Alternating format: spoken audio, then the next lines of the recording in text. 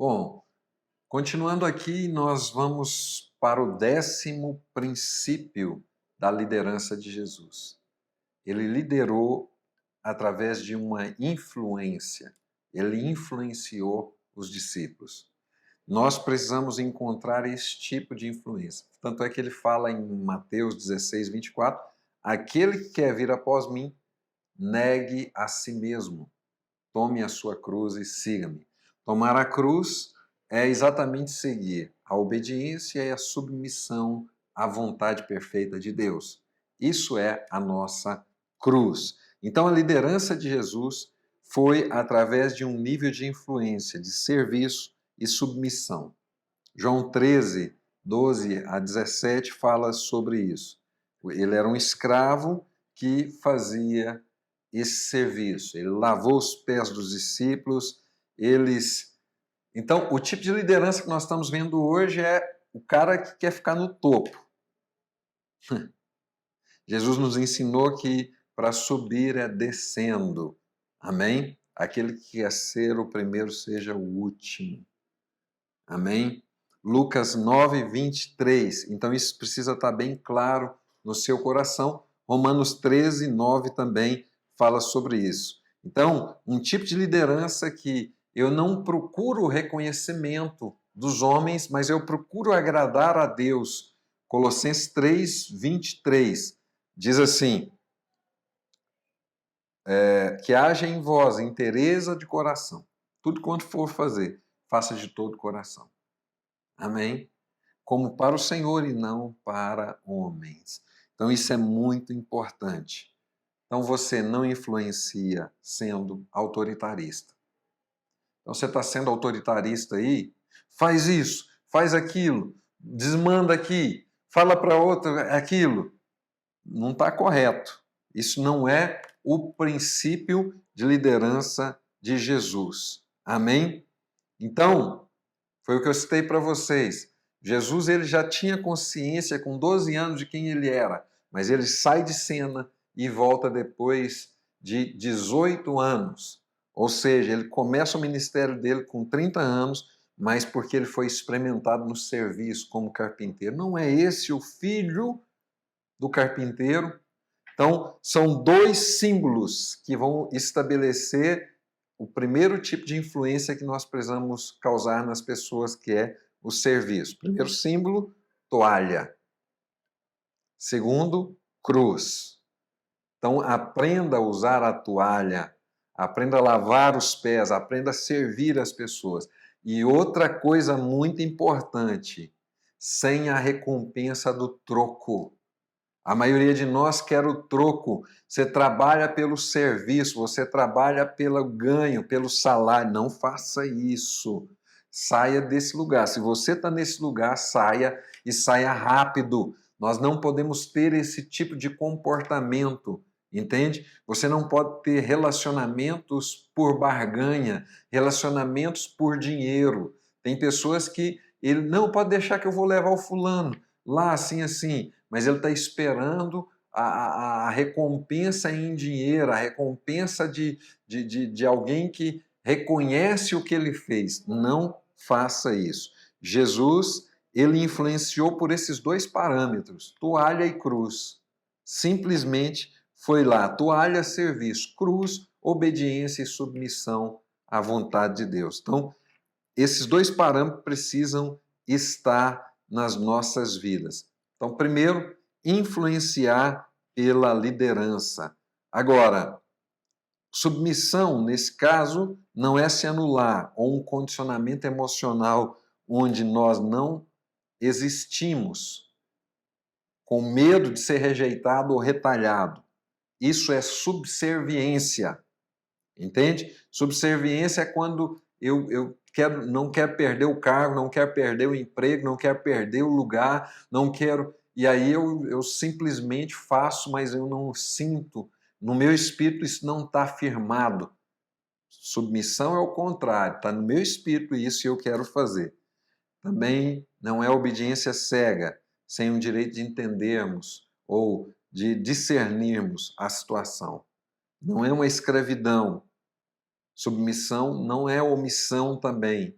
não é você se omitir, entende? Submissão é uma decisão consciente e voluntária de estarmos seguindo o exemplo de Jesus e pagar o preço pela obediência a Deus. Isso define submissão nas nossas vidas. O preço que sempre aumentará, mas cada vitória vai nos levar a um lugar de mais força e de mais certeza no Senhor. Outra coisa, eu devo influenciar pela submissão. Segundo, influenciar pela competência, porém não subestimando quem tem uma menos capacidade ou que não tem o mesmo nível de talento que outro. A tendência de muitos líderes é seguir ou olhar para aqueles que têm uma capacidade maior de talento. E isso é um problema muito sério.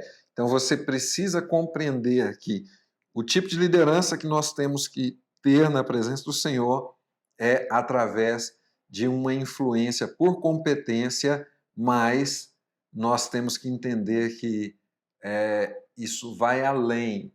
Essa pessoa pode destravar o potencial, não sabe, mas você vai investir nela para que ela descubra, para que ela entenda e ela desenvolva nessa área. Amém? Entendeu isso? Quem está entendendo, fala amém. Pronto. Então, outro ponto, influenciar pelo propósito. Você tem um propósito de vida. Então, nós estamos aqui sendo aperfeiçoados uns pelos outros, edificando o corpo de Cristo, e até que cheguemos, de fato, à unidade da fé e o pleno conhecimento do Filho de Deus, a perfeita varonilidade, a estatura à medida de Cristo. Então, Efésios 4, 11 a 13 vai falar sobre isso. Amém? Eu tenho que ter esses pontos. Aperfeiçoando o aperfeiçoamento dos santos. Então, o que eu estou fazendo não é para mim, não converge só para aquilo que é meu pessoal, mas aquilo que é coletivo.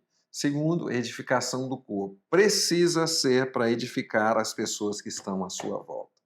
Se não está edificando, irmão, sai fora. Você está em pecado. Não é esse o lugar que Deus escolheu para você. Terceiro, precisa gerar uma unidade de fé. Você precisa desenvolver esse serviço numa unicidade. O que é unicidade? São os dons individuais de cada um de nós sendo entrelaçados e usados para uma causa comum. Isso é unicidade. Então, essa unidade vai gerar esse relacionamento ministerial onde as diferenças vão ser diminuídas e vai haver uma falta de competição tão grande que você vai viver o princípio junto com o outro e, de fato, ser o que o Senhor fala que nós devemos ser, que é essa perfeita varonilidade. A estatura completa de Cristo nesse processo fala de uma consolidação em 2 níveis. Primeiro, funcionamento adequado. Segundo, totalidade recuperada. Olha que coisa maravilhosa. Ah, mas isso é impossível no mundo de hoje. Se Cristo fala que nós temos que buscar esse lugar, nós vamos obedecer.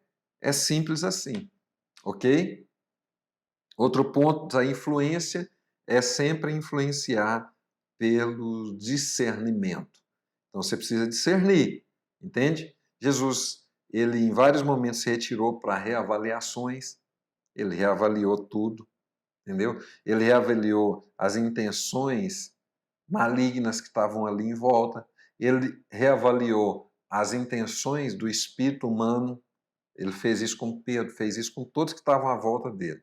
Para isso, o dom de discernir espíritos precisa estar na nossa vida, que é 1 Coríntios 12, 10. Então, esse dom precisa estar em nossos corações. Então, Jesus ele fez sempre isso, ele discerniu. Primeiro momento, Mateus 4, 13 a 16, ele se retirou de Nazaré porque foi rejeitado. Entende? Segundo momento, Mateus 12, 14 a 21, os fariseus resolveram matá-lo por divergir com ele sobre o sábado. Ele se retirou para um lugar que a Bíblia não fala onde era, mas ele saiu. Terceiro momento, os discípulos de João Batista informaram a Jesus que ele tinha sido morto, e Jesus se retirou para um lugar deserto, além do mar da Galileia. Mateus 14, 14, versículo 13. Ele saiu. Eu fico imaginando o que passou na mente de Jesus. Imagina que loucura ele saber que o primeiro mártir daquele ministério estava sendo lançado ali. Mas Jesus sabia também.